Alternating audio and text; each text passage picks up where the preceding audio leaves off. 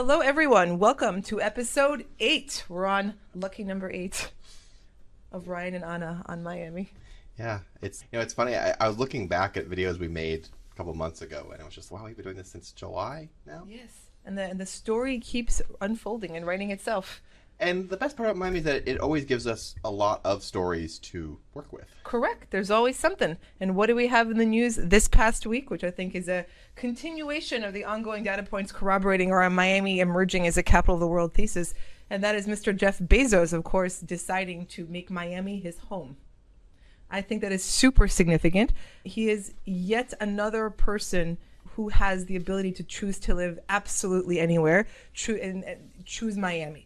And it's important to recognize that when you have the level of wealth and access that he and somebody like him has, it's not about the extra tax dollars anymore. Of course, there's a tax advantage to Miami, but when you already have essentially limitless money, it's not about that. It's about the value. Limitless money. Limitless, right. It's about I think people, especially those people, get a real sort of visceral feeling of the finiteness of the value of their time, which, by the way, we all should have, because time is all that we owe in this life, and it's our most finite and scarce resource. Yeah. But of course, when the pressures of money are gone and you have infinite resources, that becomes even more, I think, paramount. And these people would not, for the savings of how many dollars, it's irrelevant, choose to live in a place that they don't want to be in. And so the fact that people like this messy Bezos are choosing Miami and South Florida as their homes, I think speaks volumes and is one of the best corroborations of our thesis that we could have. Actions, remember, actions, not word, and those not words. And those are such powerful actions.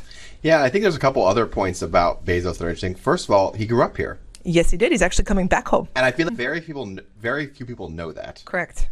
And then secondly, what even fewer people know is that his stepdad was Cuban. That's correct. That's correct. I think his real father died, or yeah, his mother had him very young. Okay. She was a teenager, I think, quite young, and then he was raised by the stepdad. Okay. And then his wife, girlfriend now, of course, is of Cuban descent also. Oh, she's so, Cuban? I believe so. Is she of Cuban descent? Bezos' girlfriend? Oh, Lauren Sanchez. I don't know. Maybe not Cuban. I'll take that back. But she's a Latina. Yeah, she's a Latina. So there you go. She's a Latina for sure. So now he's coming back to Miami with a Latina girlfriend. I saw this meme that I sent you last night that was some tech bro on Twitter, or X now, I guess. He had the screenshot of Jeff Bezos moving to Miami, and it said what marrying Latina will do to a mother effer. It's fantastic. I mean, good for him. You know, I love the Jeff Bezos story. As I was reading about this yesterday and looking at the headlines, I stumbled across one of those old videos of him back in the old school Amazon headquarters in Seattle. It's that murky kind of gray video. You see this room where he has the desktop computer and the very bare desks, all those things. And he kind of looks super skinny and nerdy. It's not buff Jeff we have now, right? And he's walking around this office in the mid-late 90s. And you realize that wasn't that long ago. And in the late 90s, he was this skinny, nerdy guy walking around this kind of bleak-looking office. And if you think about what he has achieved and what he has done in a relatively short period of time, we're talking really 20 years. It's remarkable. And I love those old videos. And I saw, I revisited them yesterday reading this Bezos news. But I love those old videos because they really bring back to our mind the idea that the future does not need to equal the past or even resemble it in the slightest. And then look what he did in 20 years. So anyone can create their lives and recreate them and reimagine them in relatively short periods of time. He went from being nobody to being who he is in a very short period of time. And I think that's remarkable. And he's choosing to live here. Yeah, same with Messi and Ken Griffin. Exactly right. Exactly right. And I know that because I know billionaires and millionaires can be a subject, but I think one of the things that's interesting about Miami is, and I said this before, is that we celebrate success here. Yes. We are not afraid of it. And that's a beautiful thing. And that's one of those, I think that criticizing success is a luxury. Yeah. People who criticize you are often almost always doing less than you are. People who sit there and yeah, it's true. I mean, who has time to criticize, right? So people who are criticizing success, wealth, all those things, they almost always fail to appreciate the fact that they're sitting on the shoulders of people who took tremendous risk and created. That's why we have our nice buildings, electricity.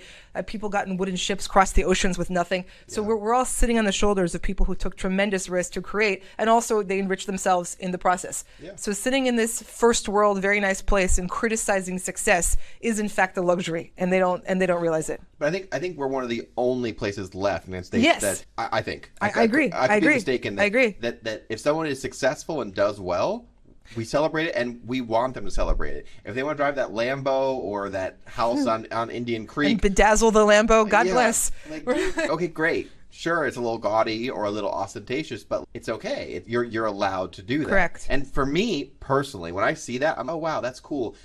I would also be that successful. Mm-hmm. This is me personally. 100% the same. I don't look at him. Oh damn, he's got a Lambo. That's annoying. I look at it as I would maybe a Lambo someday too. It shows you what's possible. He didn't take the Lambo for you. He got it himself. Exactly. It's the first time, it's when the 4-minute mile. What is his name? It was 1951 or 52. Who broke that?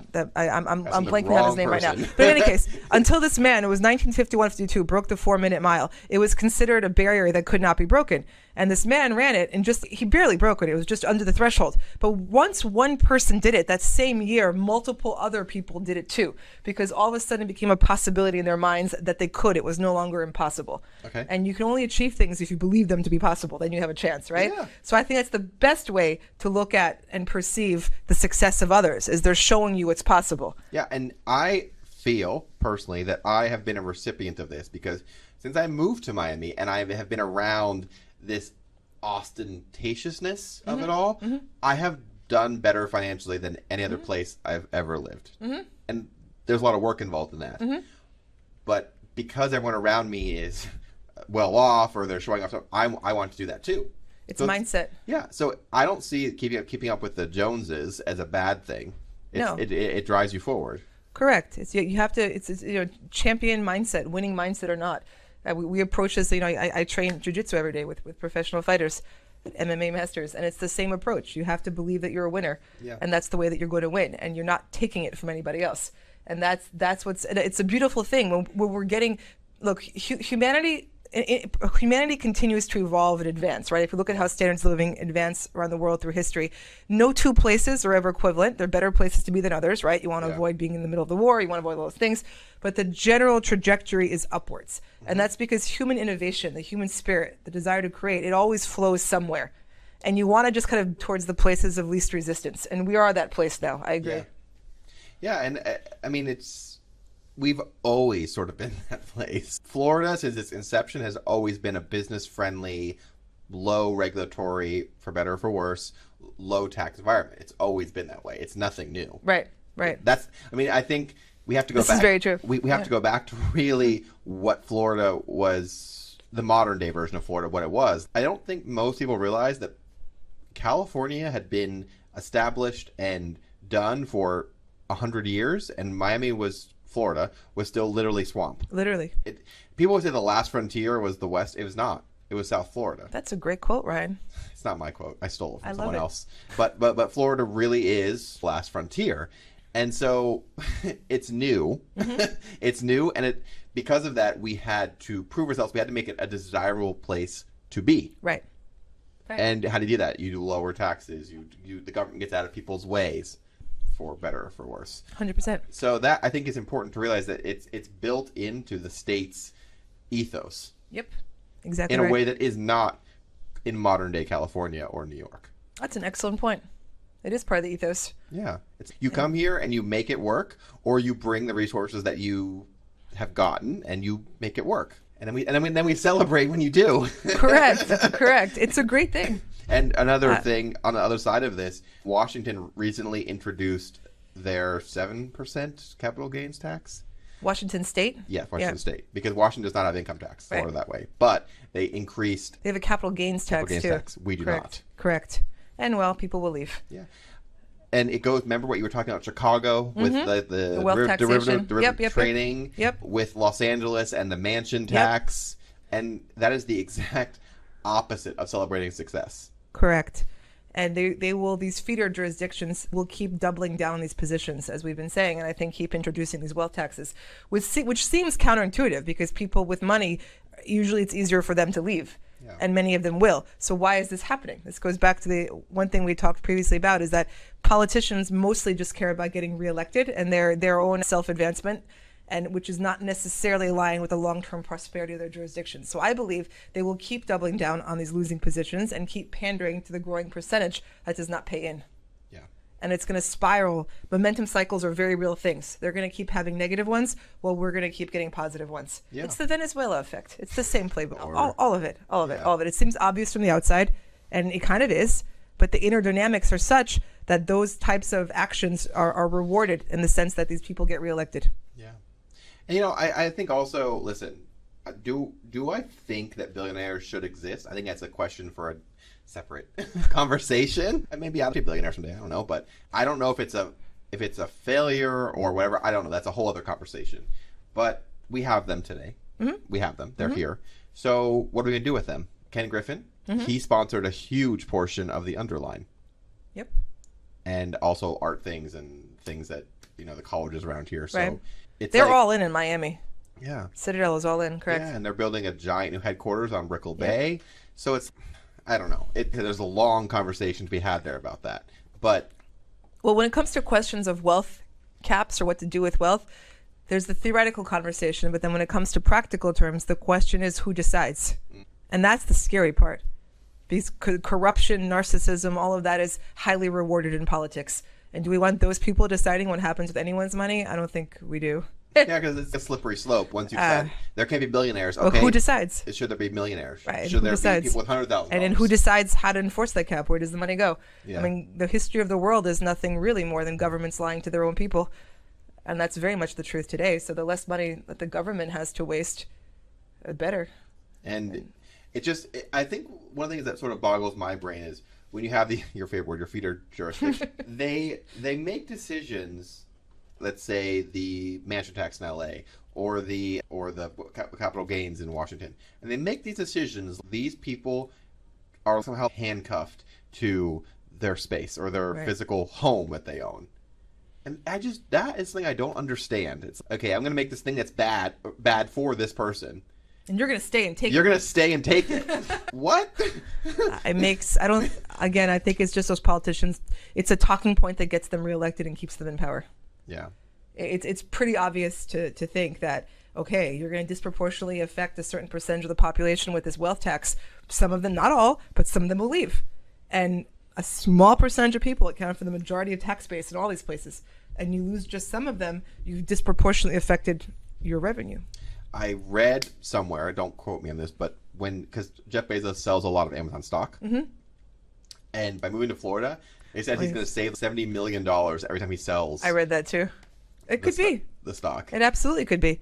And again, I don't think that for him it's a question of personal savings. It doesn't matter to him. That money's not going to change his lifestyle. But for someone that maybe it was just no longer the place you wanted to live because of the ethos, because of the air that you breathe, the culture probably just didn't work anymore. Yeah, I mean, also, Seattle's San Francisco has a lot of problems. Yep. Its downtown has greatly suffered. Yep. They've lost a ton of retail. They've lost a ton of office tenants and commercial real estate. It's not quite as bad as San Francisco, but it's on the same track. Correct. I was at a talk with an interview that Mayor Suarez interviewed Ken Griffin at a college here in Miami. It was maybe 6-8 months ago, or earlier this year. And they asked him why he moved. And again, he's been paying those taxes in Chicago forever. He's extremely wealthy. Saving money isn't really going to change his life at all. And he said it wasn't the taxes. Listen, the tax disparity hasn't changed. It's not new that you have less of a tax burden in Florida. That's not what changed. Yeah. So when you see an event happen, you have to ask what triggered it, what changed. So it wasn't the taxes. And he spoke a lot about crime where he could see it, crime happening, and he felt the city was just headed in the wrong direction. Yeah, and we've had this conversation before, but it's the feeling versus the paper. Yep. And we have crime in Miami, we have problems. Of course. But it's the feeling of it. Yes. It's like it's if I go to a certain neighborhood, there's a chance I might get shot or stabbed or whatever. Right. But when I walk around downtown, Brickell, Edgewater, the places where I live and breathe, I do not feel unsafe. Right. Exactly. And that's the difference. 100%. And back to the notion of feeling, having somebody like Bezos say that he wants to live in Miami, that just increases that feeling. Yeah. Because again, he could choose any place. And that's such an amazing thing. And he recently, I've heard, bought a lot of land in Coral Gables too. Yeah, he bought the lot next to the lot he bought for his parents in Indian Creek for another $60-some million over the summer.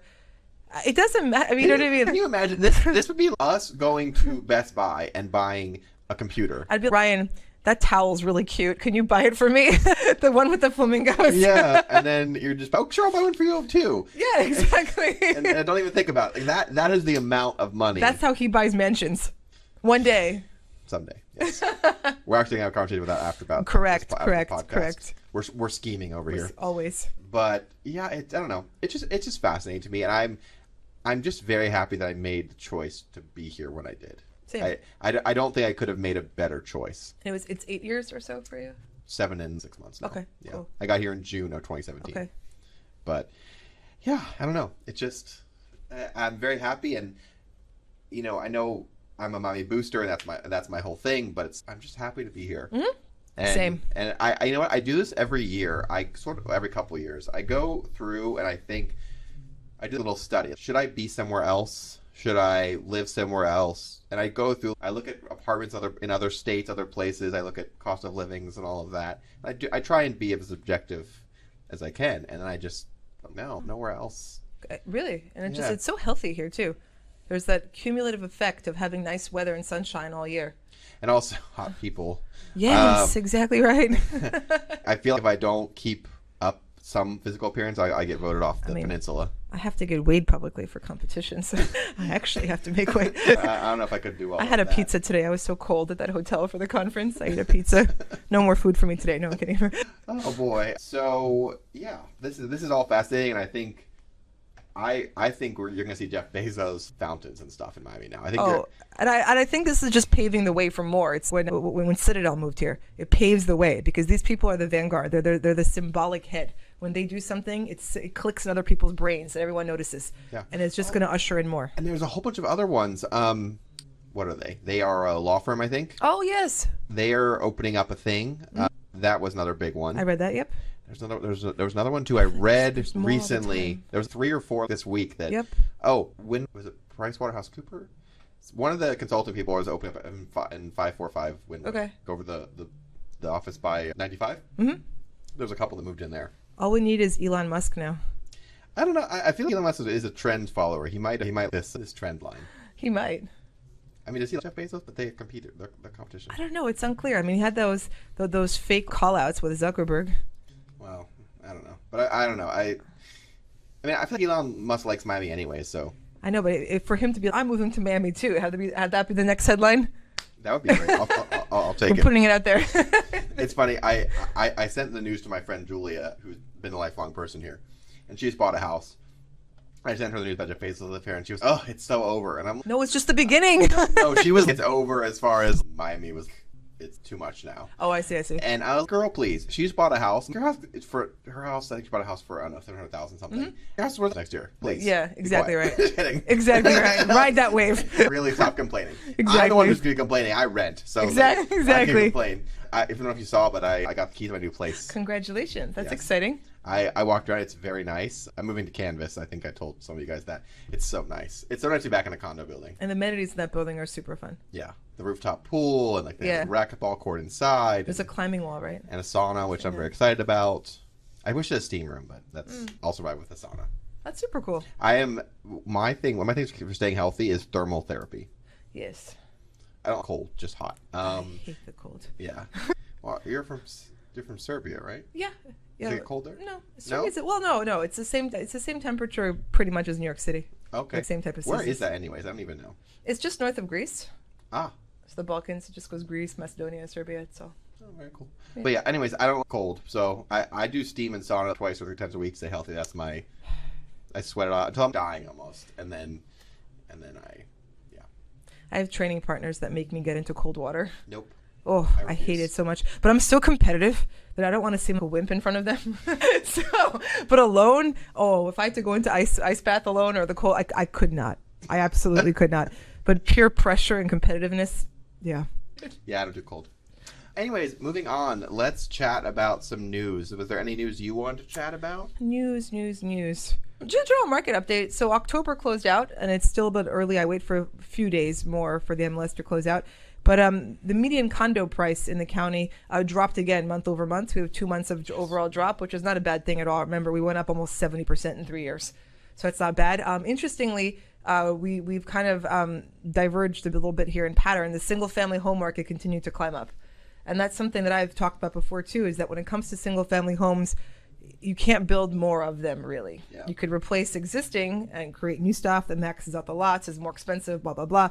But you can't actually make more parcels. Yeah. And for condos and multifamily, you can. That's the difference. So the single family home market continues to rise. Oh, is this what I was saying? Vanguard is opening up an office in Miami.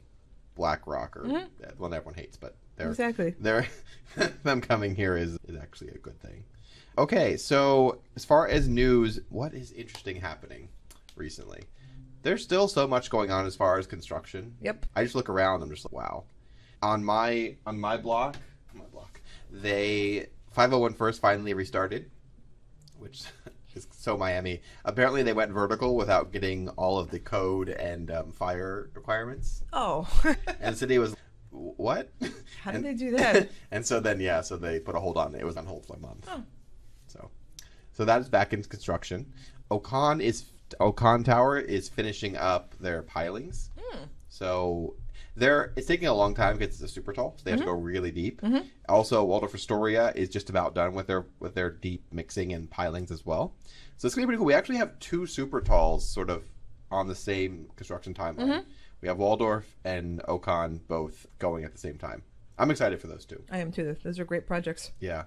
And then they're also finishing up over at Block 55, which has Target and Aldi in Burlington and Overtown. That's really coming along well. They're finally going to be demolishing the remnants of that old building across from Brightline Station. You remember the one that it's had so many names, but it's right across from where the Publix is in Overtown. They're demolishing that finally. And guess what it's going to be called? Hub. Wow. Yes. Huh. So just this office space we're in is called the Hub and Office Logic. Yeah. But this new place is called Hub Miami, which I think is hilarious. I see. Wow. I don't know where'd they get that idea. But I'm very excited because that lot has been cursed. There's been 4 or 5 developers that have tried to do something there, and it always fails. So. Well, fingers crossed for these guys. Yeah. Speaking of that, I have a little rant to talk about. Okay. I was talking this last week. There are some lots and projects in Miami that just make me... He sends me screenshots of these, and he's this is what keeps Ryan up at night. He's this lot, I can't anymore. Sometimes they're lots, sometimes the old condo towers that just make me, or old buildings that need to go away. I would say one of the most annoying ones is the Holiday Inn on Biscayne. So I think that's 400 Biscayne or something. It's right next to Waldorf Astoria. So you're gonna have this gorgeous 100-story masterpiece, luxury. And then a 10-story decrepit 1970s, not even aesthetically pleasing, just straight up, it looks like it should be by an airport out in Hialeah or something, directly next to the Waldorf Astoria. I'm just like, go away. Yeah. New York has stuff like that. Really? Yeah. I don't New know. York has that mix because the city was just, built, and you'll have crappy little buildings. But this one just right there, and just yeah. I don't know. I wish they would fail on the specs or something. So I would just, I'm gonna go on the outside, look at the crack in the facade. I'm gonna say, hey, you should check out this Hey, crack. look at that, unsafe. Get rid of it. Unsafe, because we love demolishing on unsafe. That's right. Unsafe buildings here. Exactly. Another one is the lot. It's next to my building, my new building. So on 17th, you know where the Miami Cemetery is? Yes. The lot next to it. It's a giant, huge lot. It's on Northeast 2nd and 17th. It's apparently been vacant for, I don't know, 15 to 20 years. Long time. Ever since I've been here. Yeah. And it's huge. It's huge. You could build a Circle City Center there. Right. And I talked to a few people. Really, I think it's owned by some just random shell company. But apparently they want some absurd amount of money for it. And it's just so... You see stuff like that sits forever and ever. Yeah. Yeah. Who knows? Yeah. And then, so that's one. That's on Northeast 17th and 2nd. The other one is in Edgewater, next between the Aparicio District and Biscayne Beach. There's one tower that is keeping it from having a continuous baywalk. I think it's called Bayview Towers. Oh, yeah. I know what you mean. Ugh. It's just it's like this gray 1970s, and it goes right up to the water. Yes, and you can't. I know. Yeah, and I'm just like, it's an eyesore, an obstruction. Yeah, and literally and there's no on that entire whatever that road is, I forget what it is, 29th, 30th, there's no block pass-through on that entire block. So you have to go all the way to Biscayne and then all the way back down. It's just, I just want to... We need, if we had the SimCity control. Yes! Be gone. Be gone. Oh man, I used when I played City Skylines, I was a terrible mayor. I would just do eminent domain all over the place. Me too. I'm God. This is what I'm doing. Just this is the lovely single family home. Bye. The preservation people love you, don't they, Ryan? Oh my word, yeah, I would just wreck everything. I'm excited. I haven't played it yet because I've been busy, but City Skylines 2 came out. What is it? Oh. So City Skylines was the spiritual press successor to SimCity because EA basically gave up. They stopped making SimCity.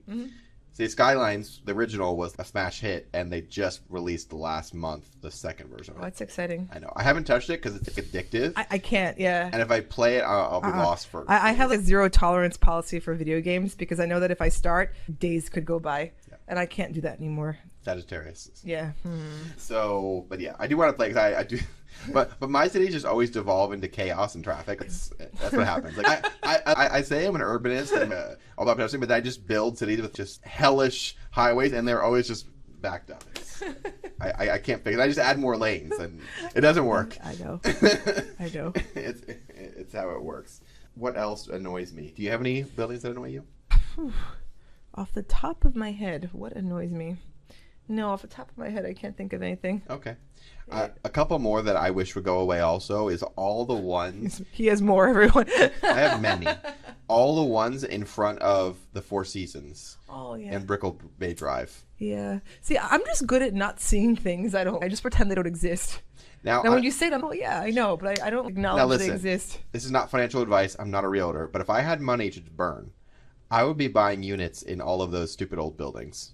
They're going to get bought out at some point. In front of the Four Seasons because they have unobstructed views and they have the right to build because they're also in what do you call that? They're in the rapid transit zone. Right. So you can cut out the city and just go straight to the county. Which So you could build 60 stories in front of the Four. Not that they would appreciate it very much. Right. But you could if you wanted parking requirements, all that stuff. Yeah. But anyways, I would be buying units in all of those buildings because and also with the Surfside stuff coming up, they're going to have to have reserves and all that, so it's going to be... So many of these buildings won't be able to continue. Oh, speaking of news, I saw this sort of randomly in South Florida Business Journal, and I was kind of surprised that it didn't get more traction.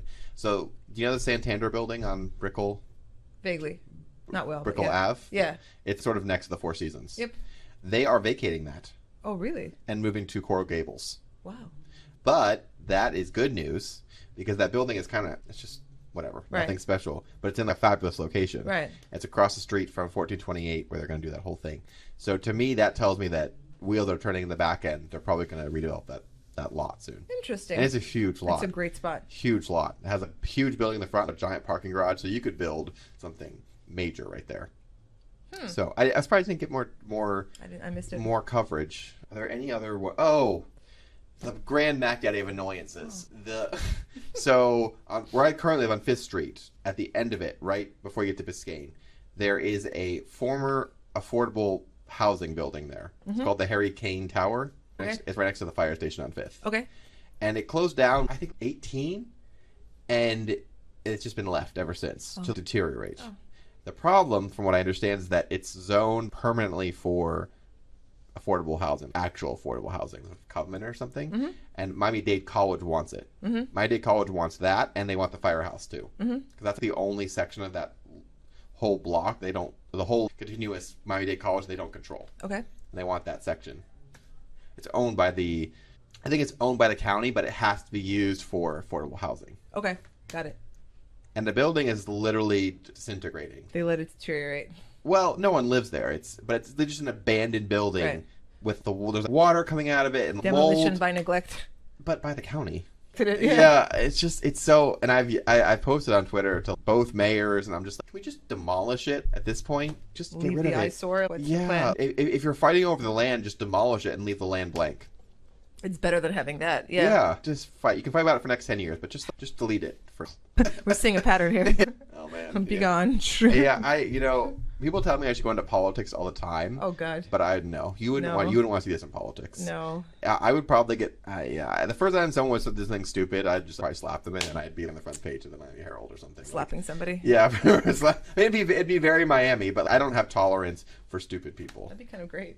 Yeah, I don't either. I have a very hard time doing political corporate talk. No. I just don't even know how to do it anymore. I can't. I can't either. No, I think it's once again Sagittarius's, but yeah, I don't think I'd be good in politics. I mean, I'd be good, but it's a struggle. Yes, it would take a lot of energy to. Because I'm very good at putting the message out there and marketing, but I wouldn't enjoy the palm pressing and the kissing babies and stuff. I can't do it. I can't. If I don't someone, I don't do. This is also I tap out. It's when I speak at conferences and things like that.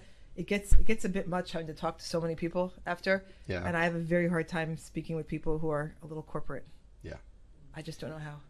Yeah, I know. I have my day job is very corporate-y, and I'm not even very good at that. As far as doing the whole corporate-y thing, I don't do well with energy. That. Yeah. And now to try to create conversation with me, I get all these men who come up to me now and tell me, "Oh, in high school I used to wrestle." What? They'll try to talk about sports with me, and they know that I do jiu-jitsu. I train with all these fighters, and as their way of, I guess, speaking with me, they'll mention the sports they did in high school. Or one time I boxed, and I'm okay. Cool. Thank you. It's that Jennifer Lawrence meme where she's cool. It's adorable. What else news? Oh, I saw yesterday that they finally broke ground at the Baccarat. You put little quotes there. The Baccarat.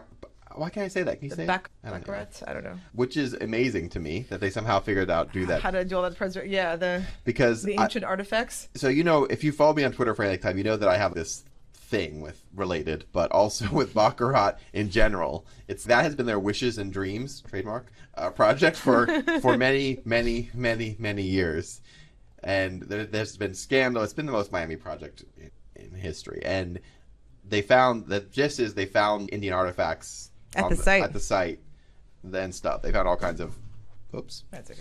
And so they found all this stuff, and it's been a drama, and there's been architects, archaeologists, and it's been a mess. So, of course, it's Miami. They're pulling shenanigans. They already pre-sold all the condos. I think Baccarat is sold out or very close to sold out. So they basically sold the condos and then brought in the archaeologists. Most Miami thing ever. And then so archaeologists came in there. Well, we have a lot of really old stuff here related. Can we not do this? I have in my head. I have this vision of the related boss at a table and just like a check cross table, and the guy's talking about finding things, and he's just, but do we? Exactly. I even heard it said at the time, well, if they're there, then they have to be under every other building in Brickell too. Yes. And that's not wrong. I don't think that's faulty logic. It's not, but it's a paradox that makes my head explode. I know. I'm not sure how to handle that. But anyways, so there's more to this drama. So that is a 3-tower project. Right. And what they're working on, they're building right now the one that's on, is that 5th Street? Is that Southeast 5th Street? Okay. That faces 500 Brickell? Whatever it is. They're building a multifamily one. That one's already out of the ground vertical. The Baccarat one is the one that's on the river. And then there's a 3rd tower that goes where the Capitol Grill is. Okay. Another hilarious thing. They never show all 3 towers in the same rendering. That's true. Never. They're allergic to it. They will show 1, 2, or 3, but not 1, 2, 3. It's like Porsche tower renderings. Don't show the building right next to it on one side. Yeah.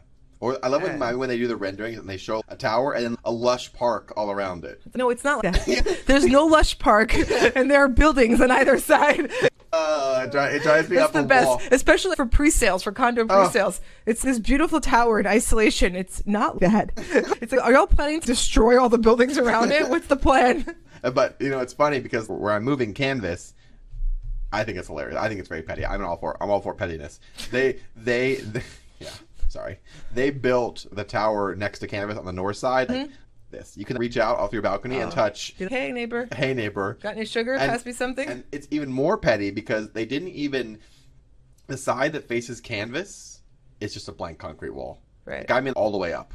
It's just, it's from the pool deck to the top. It's just a. So they put their stairwells and everything there. Wall, and then balconies right here. Okay, so they put all their stuff there. Their back of house stuff, stairwells, everything else. And they said, "Oh, no view for us, but we're gonna get in front of them there." It's wow. That is some pettiness. That is super petty. And it's the same developer that built Canvas and then sold those cars to people. They sold. They're out. It's not theirs anymore. Now they're building the next thing. That's a mess. It's the same thing with 830 Brickell in Brickell. Because you have SLS Lux, and now SLS, which is a pretty nice building, now has a view of a shear wall for 60 stories.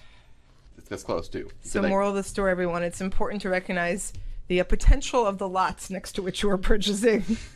Do you remember my golden rule for Miami condos? No. You don't? Okay. It's this. Basically, the golden rule is this. If you're buying a condo, or anything really, or an apartment, doesn't matter.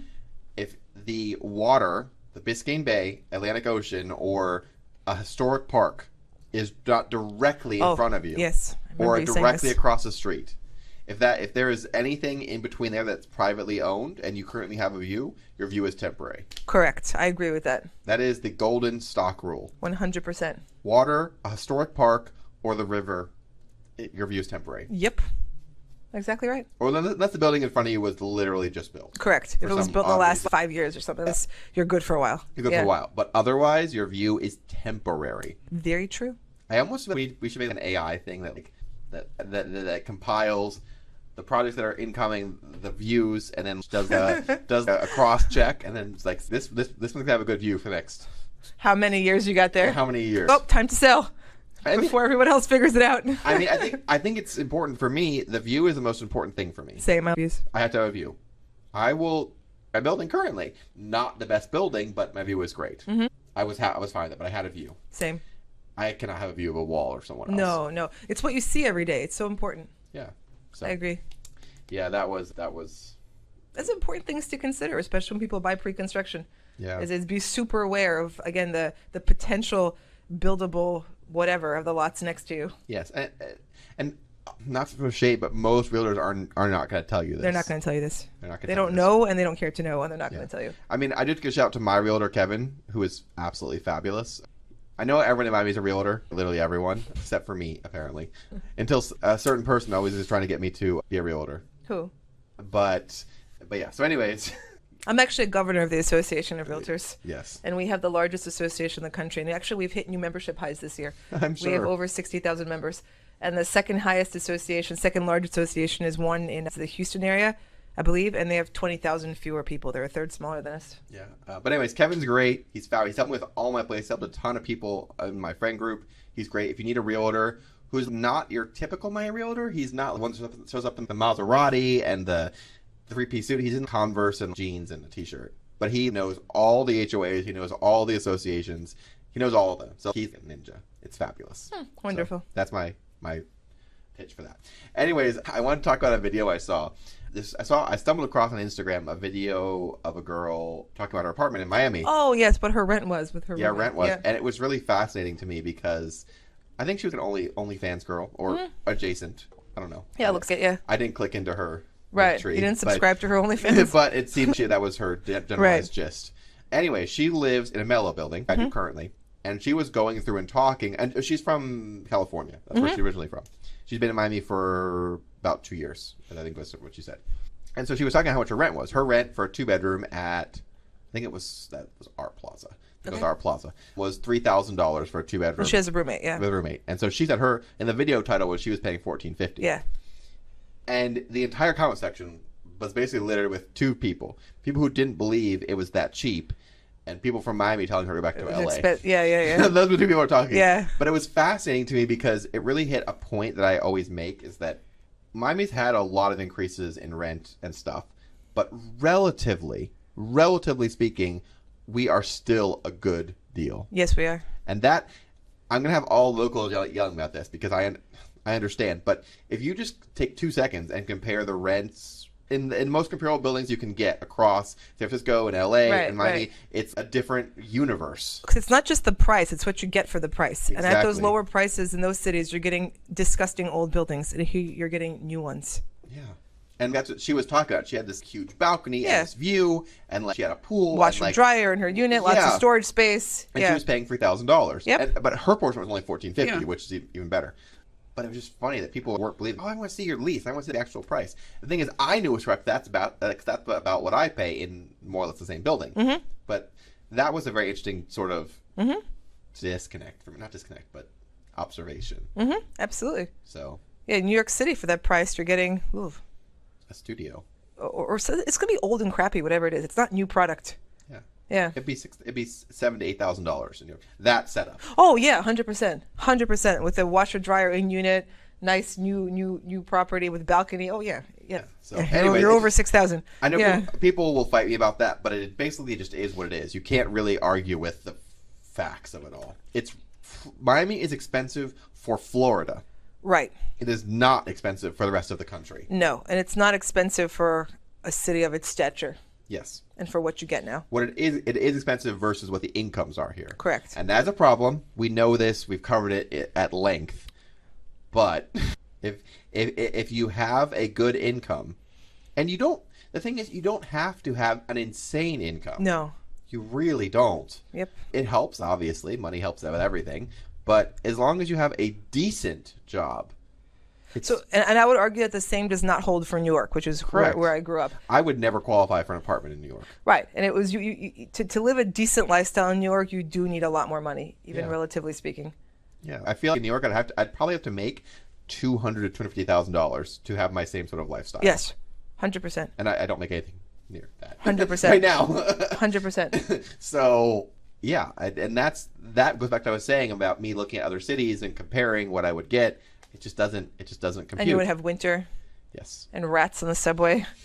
You know, speaking of pettiness, this is sort of my petty times. This is a time where I start sipping my tea and watching all the people in New York and up north. They're freezing and it's sleeting and snow, and I'm just like, you shouldn't have talked so badly about us in the summertime. Haters are fans too. They're just jealous. It's funny. That is the thing. I think that is the thing you'll fall back on. Oh, people live in Miami because it's got great weather. Well, duh. Why is that a crazy thing to say? Yeah, well, duh. It's good for your health. Yeah. Not to have months where you feel cold and dark, you're indoors. It's just an aggregate. It's really good for you to always have a nice climate. Yeah, I mean, I have been healthier in Miami than I've been in any other place I've ever lived. Same, 100%. I used to get sick every winter, pretty much on the dot, and I still get some colds and stuff. But I used to get sick for at least a month. When I was in cold Seattle, in Pennsylvania, South. Lots of people do. I would get sick. Yeah. And the lack of vitamin D, all those things. It was a month of just feeling blah. And here, I may get a few passing colds, but I go outside and lay in the sun and it's done. It's fantastic. Or you feel down, you go outside, look at some palm trees. It lifts you up. It's wonderful. It really does. Yeah. You can be active, exercise all year round because you can't hide in baggy winter clothes. Yes. So you don't get that winter, It's always bikini season. I was talking to someone yesterday who shall remain nameless, and I was commenting on, "Oh, you look great," and they were like, "Yeah, it's Ozempic." Oh God! Everyone's on Ozempic. and they just told it to me up front. I was just wow. People have told me up front too that they're on Ozempic. Yeah. No. I don't know. For me, would I have to be a little skinnier? Maybe.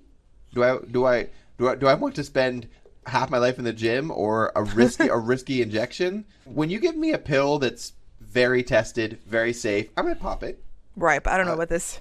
But the Ozempic thing, I'm not. I'm not a fan of popping drugs for things like this. Yeah, I mean, maybe someday when it gets very futuristic, you can just, I don't know, like zap the fat away. Yeah, literally zap it away. That's when we get there.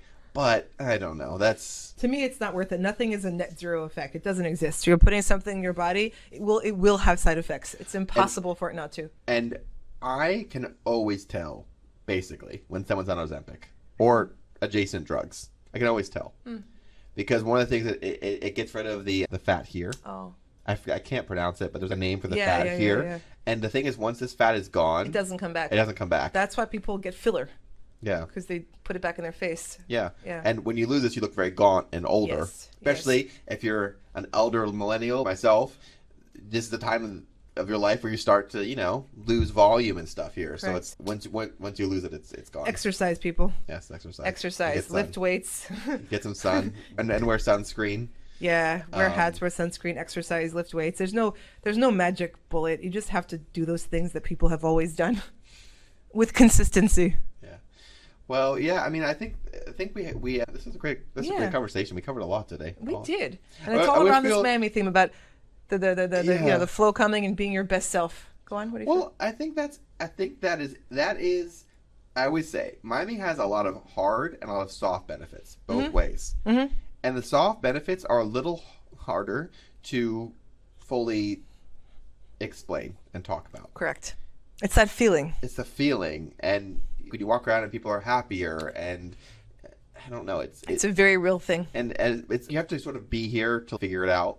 You got to be here and Correct. And people, Bezos making that decision, it speaks volumes. yeah, it really does. So I don't know. I'm happy to be here, and you know, it's interesting.